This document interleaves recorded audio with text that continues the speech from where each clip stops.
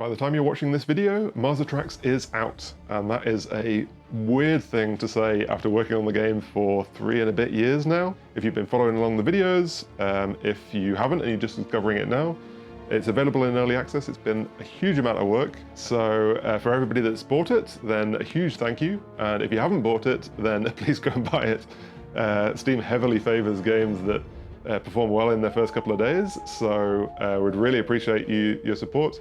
And I know how tempting it is to wait for a sale, but it's not going to be discounted heavily for quite a while anyway, so yeah, please go out and buy the game. And I think in this video we just wanted to kind of recap where we've come from over the last couple of years and celebrate the fact that we're actually releasing the game. If you've been following the Mars Attacks devlogs, then you'll know that Mars Attacks started with a really simple concept that had nothing to do with Mars Attacks, which was basically a game focused around aliens managing a zoo of humans for their entertainment.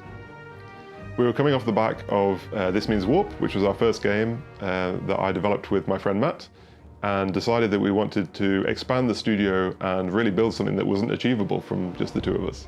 Once we had the initial concept for the game, we spoke to Tops, who are in the Mars Attacks IP, and were somewhat amazed that they agreed to use the Mars Attacks characters within the game. And it was also, I'd say, too good an opportunity to miss to use the Mars Attacks pun. So as soon as we approached Tops, we went in with Mars Attacks as the name. That came back to bite us somewhat when people assumed it was a dating sim, but I think it's still too good not to use. The first prototype of the game was fairly basic and used a lot of stand-in art assets, but in fact some of the systems that I developed there have made it all the way through to the current build. As the features started to develop, then we also increased the size of the team and brought on Arthur, who did the 3D art, and Sammy, who became the art director for the project, to really flesh out the world and start introducing some of the what would become final art assets into the game. Progress continued with more depth of systems, and we brought on Fergal and Thomas to help with gameplay programming, and also Chloe to work on animations and concept art for the game. Around this time last year, we introduced the game for the first time at Gamescom with the reveal trailer. This ended up doing really well for us and was actually one of IGN's top viewed trailers of all of Gamescom. One of the biggest learnings from our first game, This Means Warp, was really to integrate players into the roadmap as early as possible, and we ran an alpha back in December of last year to provide that opportunity for people to play and give feedback. That really influenced the development of the game all the way through to the current build, through the first demo, available in March, and then the second demo as part of Steam Next Fest in June. Each time, we took a load of feedback and integrated that into the gameplay systems, building out more complexity, depth, and also really leaning into the IP a lot more, which was a big part of the feedback from players.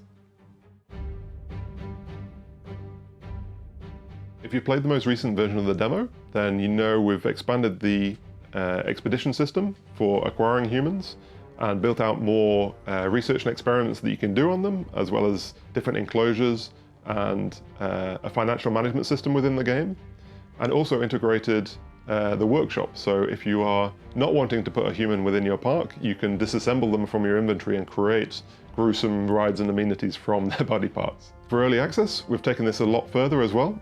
So for example, we have a new mission system where you get rewards as you complete objectives as you're working through the campaign, and also have optional missions from some of the characters that you meet that will provide unlocks and bonuses for players. We also have something that I've been wanting to get into the game for a long time, which is guest profiles. Previously, basically every guest within the park was identical, and now we have different groups of guests which will prefer different things.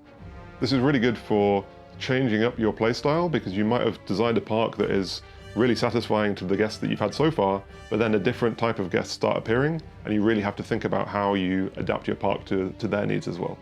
The expedition system has had another revamp and a lot more depth put into it. And also the content has been built out significantly. If you played the alpha last year, I think there were the beginnings of 3 maps in there, and now we're launching with 5 maps as part of early access, each with unique visuals and different things for the player to discover.